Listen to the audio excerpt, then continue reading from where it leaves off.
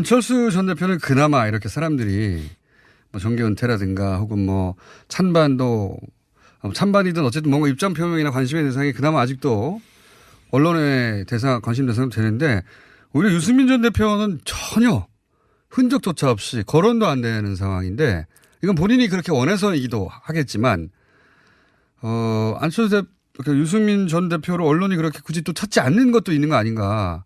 뭐랄까요. 이번 지방선거 결과로 유승민 대표 두 사람 다 타격을 입었고 홍준표 대표도 타격을 입었고 뭐 다 보수 진영의 리더들이 타격을 입었지만 홍준표 대표는 별 타격 안 입은 것 같은데요. 틈만 나면. 그분의 멘탈은 무척 강하니까요.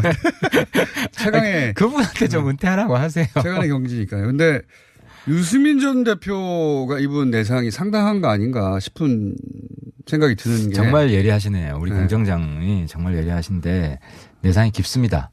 깊고 아마 뭐 본인 이야기로도 거의 짚거다 해답을 찾기 위한 자맹을 뭐 상당 기간 할 것 같습니다. 그러니까 안철수 대표는 그나마 본인이 물러난다, 뭐 1, 2년 있다가 뭐 국민이 다시 부르면 나오고 이런 말이라도 하는데 유승민 대표는 아예 그런 말조차 안 나오는 거 아닙니까 지금? 그러니까 저는 아쉽게 생각하는 게 유승민 대표도 이번 지방선거 때 던졌으면 했습니다. 던졌다는 건 출마요? 출마죠. 안 대표랑 서로 역할 분담해가지고 그러면은 명확하게 평가를 받을 수 있습니다. 자기 평가를. 그죠? 안철수 대표가 몇 %나 나오고 뭐 그렇죠. 이렇게 수치로 드러나는. 수치로 명확히 드러나는데 이번에 것은 이게 본인의 평가이지만 본인에 대한 아주 엄격하고 냉정한 평가. 라기보다 포괄적인 평가죠. 포괄적인 평가죠. 그러니까 본인의 고민이 더 깊어지는 겁니다. 뭘 평가해야 될지. 내가 어디 있는지. 예를 들어 뭐 대선에 나온 것보다 잘못한 건지. 그죠? 그런 근본적인 고민. 그렇죠. 이게 그럼 다음 대선에 대선 주자로서 여러 번 밝혔지 않습니까? 근데 유승민 대표는 굉장히 예측 가능하거든요. 한번 시작하면 끝을 봅니다. 시작할 때. 그러니까 그만큼 고민의 시간이나 깊이나 상당히 두텁고 깊을 것이다. 그러니까 지금 탈당하고 바른정당 만들고 대선 출마하고 그리고 지금 바른미래당까지 온 이 상황 전체를 다 놓고 그렇습니다. 내가 대선 출마한 것이 과연 맞았는가 혹은 앞으로 계속 이 길을 가야 하는가. 총선 대선까지 가야 하는가. 종합적인 그림이 나와야 되겠죠. 그런 근본적인 고민을 하기 시작했다. 그뿐만 아니라 뭐 노선, 개혁 보수라고 본인이 주창하시는데 이번에 보면 바른미래당 개혁 보수 아니다. 그렇죠. 개혁 보수인지 모르겠다. 국민의당에서 온 분들은 보수라는 단어를 꺼내면 굉장히 싫어하죠. 아니 그리고 유승민 대표 본인도 그 개혁 보수라고 인정을 못 받은 거 아니에요. 못 받은 셈이죠. 그렇죠. 그러니까 그 부분까지 포함해서 깊은 성찰을 할 수밖에 없다고 그러면 봅니다. 이 정당을 가지고 개혁 보수를 표방하는 게 맞는가? 혹은 본인이 개혁 보수를 표방하는 게 맞는가? 저는 그것보다 개혁 보수의 내용이 무엇이 돼야 되는가? 무엇이어야 하는가? 바른미래당은 개혁 보수를 끌고 가야 된다는 신념은 변함이 없겠죠.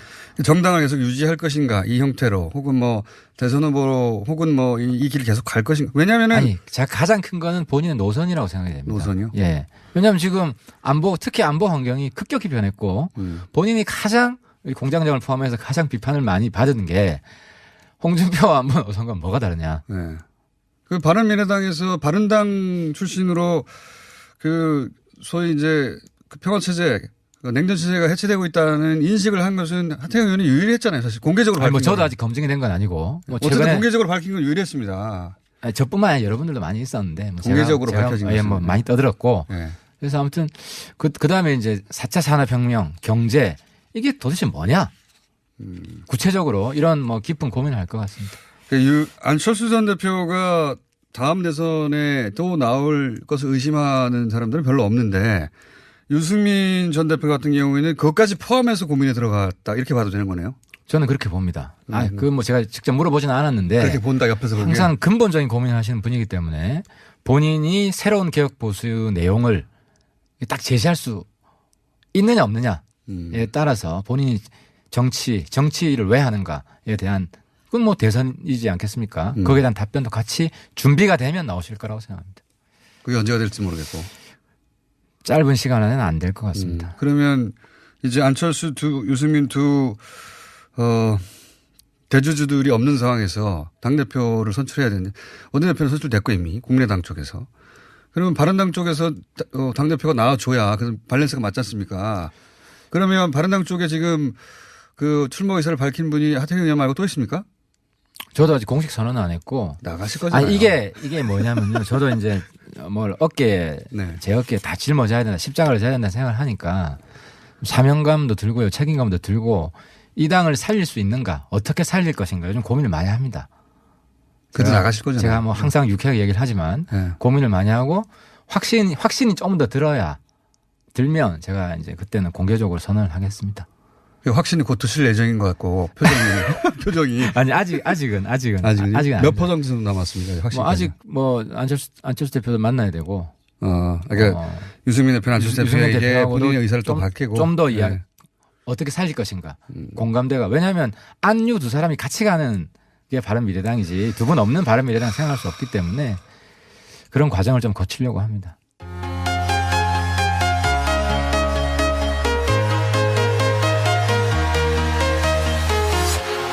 Walking alone, the streets are empty. The only thing I can see is my own silhouette.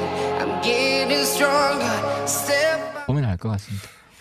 안철수 전 대표가 다음 대선에 또 나올 것을 의심하는 사람들은 별로 없는데 유승민 전 대표 같은 경우에는 그것까지 포함해서 고민에 들어갔다 이렇게 봐도 되는 거네요. 저는 그렇게 봅니다.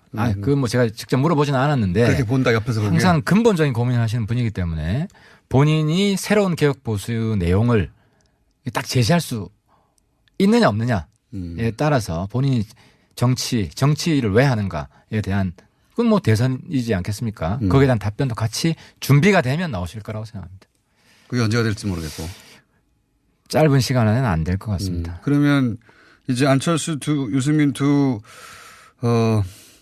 대주주들이 없는 상황에서 당대표를 선출해야 되는데 원내대표는 선출됐고 이미 국민의당 쪽에서. 그러면 바른당 쪽에서 당대표가 나와줘야 그 밸런스가 맞지 않습니까? 그러면 바른당 쪽에 지금 그 출마 의사를 밝힌 분이 아마 뭐 본인 이야기로도 거의 집거다 해답을 찾기 위한 자맹을 뭐 상당 기간 할 것 같습니다. 그러니까 안철수 대표는 그나마 본인이 물러난다 뭐 1, 2년 있다가 뭐 국민이 다시 부르면 나오고 이런 말이라도 하는데 유승민 대표는 아예 그런 말조차 안 나오는 거 아닙니까 지금. 그러니까 저는 아쉽게 생각하는 게 유승민 대표도 이번 지방선거 때 던졌으면 했습니다. 던졌다는 건 출마요? 출마죠. 안 대표랑 서로 역할 분담해가지고 그러면은 명확하게 평가를 받을 수 있습니다. 자기 평가를. 그죠? 안철수 대표가 몇 %나 나오고 뭐 그렇죠. 이렇게 수치로 드러나는. 수치로 명확히 드러나는데 이번에 것은 이게 본인의 평가이지만 본인에 대한 아주 엄격하고 냉정한 평가. 라기보다 포괄적인 평가죠. 포괄적인 평가죠. 그러니까 본인의 고민이 더 깊어지는 겁니다. 뭘 평가해야 될지. 내가 어디 있는지. 예를 들어 뭐 대선에 나온 것보다 잘못한 건지. 그죠? 그런 근본적인 고민. 그렇죠. 이게 그럼 다음 대선에 대선 주자로서 여러 번 밝혔지 않습니까? 근데 유승민 대표는 굉장히 예측 가능하거든요. 한번 시작하면 끝을 봅니다. 시작할 때. 그러니까 그만큼 고민의 시간이나 깊이나 상당히 두텁고 깊을 것이다. 그러니까 지금 탈당하고 바른정당 만들고 대선 출마하고 그리고 지금 바른미래당까지 온 이 상황 전체를 다 놓고 그렇습니다. 내가 대선 출마한 것이 과연 맞았는가 혹은 앞으로 계속 이 길을 가야 하는가. 총선 대선까지 가야 하는가.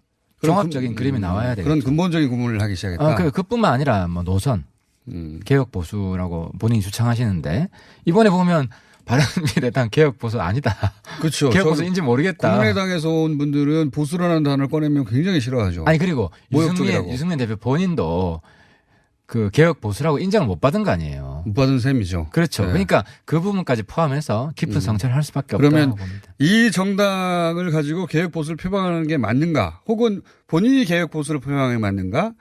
저는 그것보다 개혁 보수의 내용이 무엇이 돼야 되는가? 무엇이어야 하는가? 바른미래당은 개혁 보수를 끌고 가야 된다는 신념은 변함이 없겠죠.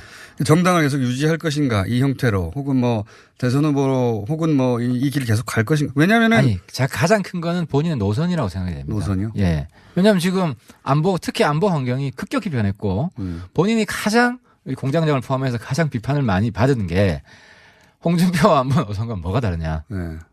그 바른미래당에서 바른당 출신으로 그 소위 이제 그 평화체제, 냉전체제가 해체되고 있다는 인식을 한 것은 하태경 의원이 유일했잖아요. 사실 공개적으로 밝힌 저도 아직 검증이 된 건 아니고. 어쨌든 공개적으로 밝힌 건 유일했습니다. 저뿐만 아니라 여러분들도 많이 있었는데. 공개적으로 밝혀진 것은. 많이 떠들었고. 네. 그래서 아무튼 그 다음에 이제 4차 산업혁명, 경제 이게 도대체 뭐냐? 구체적으로 이런 뭐 깊은 안철수 전 대표는 그나마 이렇게 사람들이 뭐 정계 은퇴라든가 혹은 뭐 찬반이든 어쨌든 뭔가 입장 표명이나 관심의 대상이 그나마 아직도 언론의 관심 대상은 되는데 오히려 유승민 전 대표는 전혀 흔적조차 없이 거론도 안 되는 상황인데 이건 본인이 그렇게 원해서이기도 하겠지만 유승민 전 대표를 언론이 그렇게 굳이 또 찾지 않는 것도 있는 거 아닌가.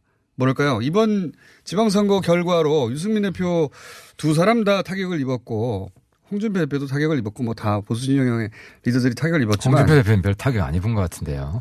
틈만 나면. 그분의 멘탈은 무척 강하니까요. 최강의 그분한테 좀 은퇴하라고 하세요. 최강의 경지니까요. 근데 유승민 전 대표가 입은 내상이 상당한 거 아닌가 싶은 생각이 드는 게 정말 예리하시네요. 우리 공정장이 정말 예리하신데 내상이 깊습니다. 깊고